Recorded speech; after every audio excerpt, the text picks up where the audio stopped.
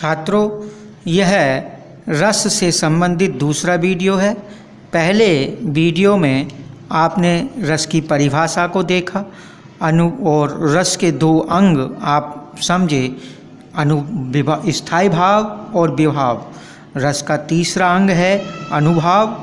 अनुभाव आश्रय के हृदय में जागृत हुए स्थायी भाव उद्दीपन द्वारा और तीव्र होकर आश्रय के शरीर में कुछ क्रिया उत्पन्न करते हैं, जिन्हें अनुभाव कहते हैं। जैसे सांप को देखकर व्यक्ति चिल्लाने लगता है और भागने लगे, या डर से कांपने लगे, तो आश्रय की यह दशा अनुभाव कहलाएगी। मतलब ये है छात्रों कि जब व्यक्ति कुछ घटना देखता है, जैसे सामने मानो वह किसी अपने शत्रु को देखता है, तो शत्रु को देख कर के उसके मन में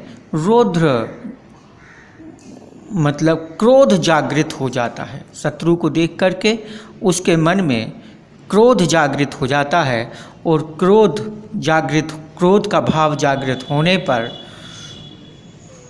वह वैसी ही क्रियाएं करने लगता है।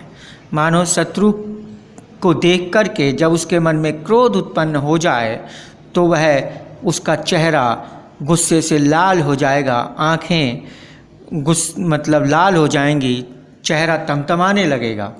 तो वह जो क्रिया है वो अनुभाव कहलाती है।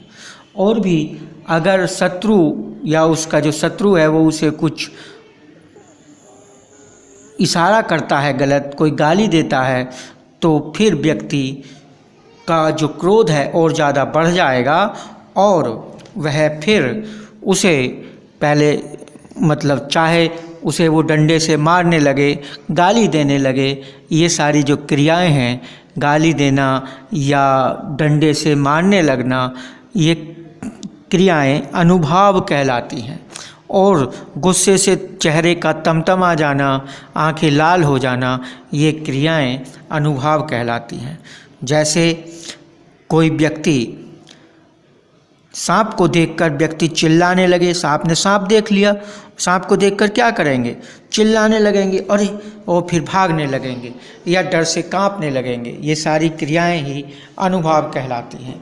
अनुभाव को मुख्य रूप से दो प्रकार से बांटा गया है, यानी अब अनुभाव के दो प्रकार होते हैं।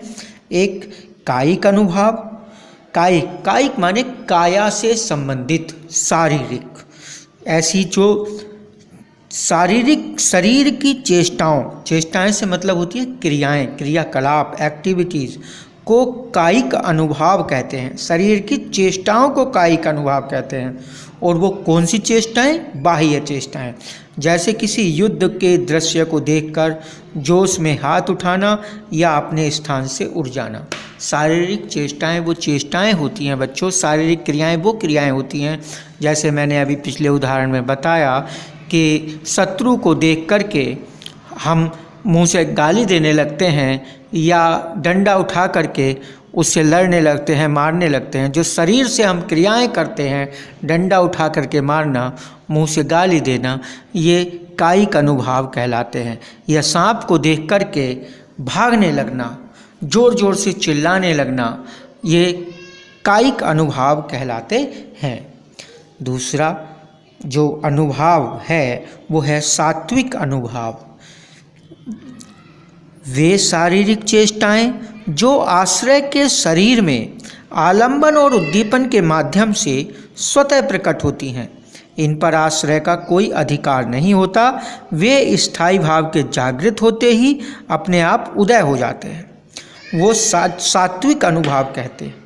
सात्विक का मतलब है सत्व, वास्तविक या स्वाभाविक। सात्विक का मतलब है स्वाभाविक, यानी कि ऐसी क्रियाएं जो किसी घटना को देखते ही व्यक्ति के चाहने और ना चाहने पर भी अपने आप ही होने लगें, वह क्रियाएं सात्विक अनुभाव कहलाती हैं।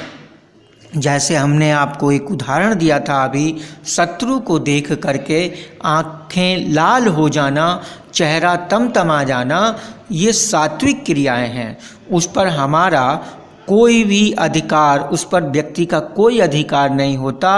वह अपने आप ही शरीर ये क्रियाएं करने लगता है।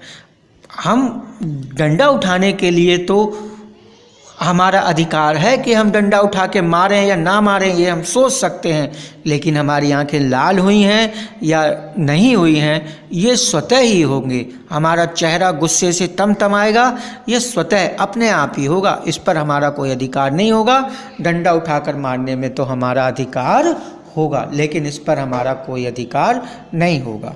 तो ऐसे अनुभव जिन पर व्यक्ति का कोई अधिकार ना हो, वे अपने आप ही जागृत हो जाएं, व्यक्ति को कोई चेष्टा ना करनी पड़े, स्वतः शरीर से वो क्रियाएं होने लगें। जैसे आप अचानक फिर रोने लगो, मतलब आपकी आंखों में आंसू आ जाए, आंसू आने में भी कोई आपका अधिकार नहीं होता। ये इस प्रकार से सात्विक अनुभव होते हैं। यह 8 प्रकार के होते हैं। सात्विक अनुभाव के भी 8 प्रकार हैं।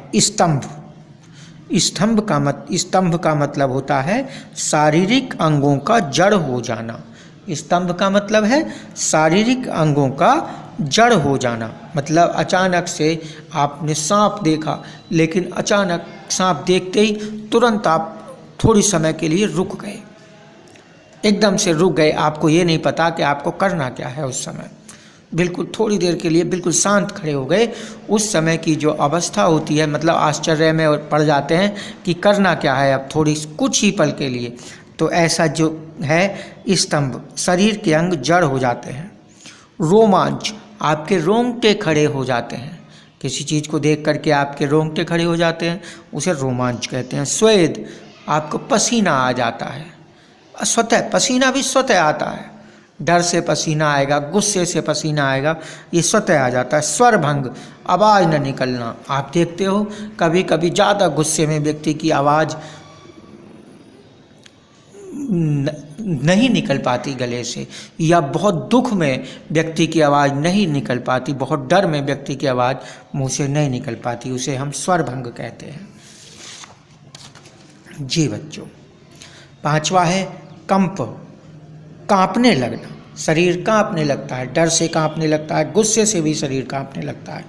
विवर्णता, चेहरे का रंग उड़ना। चेहरे का रंग उड़ जाता है। कभी कभी आप देखते हो किसी की कोई चोरी पकड़ी जाए, उसके चेहरे के सारे हाव भाव समक खत्म हो जाते हैं। इसे कहते हैं, आपने कहते भी सुना होगा लोगों को कि देखो इसके तो चेहरे का रंग ही उड़ गया।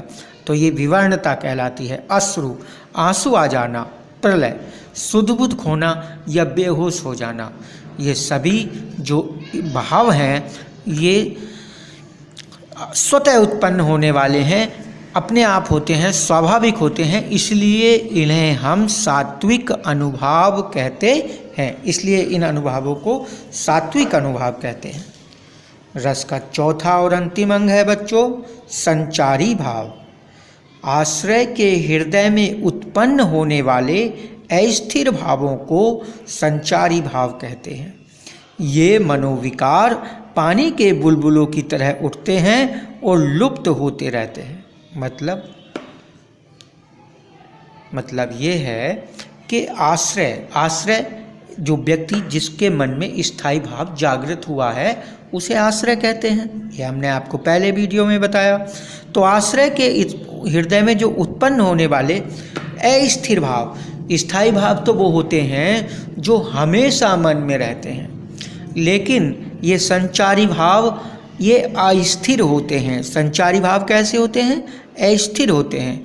ये केवल हमारे जो स्थायी भाव को और ज़्यादा उसका क्या करते हैं? संचार करते हैं, बढ़ाते हैं और बढ़कर के थोड़े समय उसमें रहते हैं और फिर विलुप्त हो जाते हैं, समाप्त हो जाते हैं। जैसे पानी में बुलबुले होते हैं, बनते रहते हैं, बिगड़ते रहते हैं, ऐसे ही स्थायी भावों में भी ये संचारी भाव होते हैं जो बनते और बिगड़ते रहते हैं।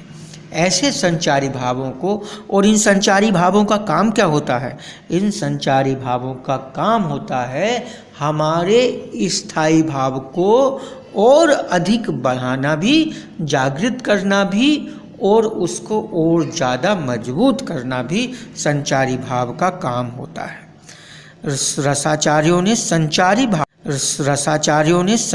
भावों की संख्या 33 बताई है। यानी संचारी भाव संख्या में 33 होते हैं। कौन कौन से होते हैं? निर्वेद, आवेग, दैन्य, श्रम, मंद, उग्रता, जड़ता, मोह, विबोध, स्वप्न, अपस्मार, गर्व, मरण, अलसता, अमर्ष, निद्रा, अभित्या, औत्सुक्य, उन्माद, शंका, स्मृति, मति, व्याधि, संत्राश, लज्जा, हर्ष, असूया, विषाद, धृति, चपलता, ग्लानि, चिंता, वितर्क। स्थायी भाव संख्या में 33 होते हैं। संचारी भाव संख्या में 33 होते हैं। जैसे एक रस से संबंधित एक स्थायी भाव होता है, यह आपने पहले वीडियो में पढ़ा है। ऐसे ही जो संचारी भाव है वो एक रस में कई हो सकते हैं। इनमें से जो 33 हैं, इनमें से कई सारे संचारी भाव, इनमें कई सारे या बहुत से संचारी भाव एक ही रस से संबंधित हो सकते हैं। जी, आज ये रस के इस तरह हमने 4 अंग पढ़े हैं जो इस तरह से हैं: स्थायी भाव, विभाव, अनुभाव और संचारी भाव। अब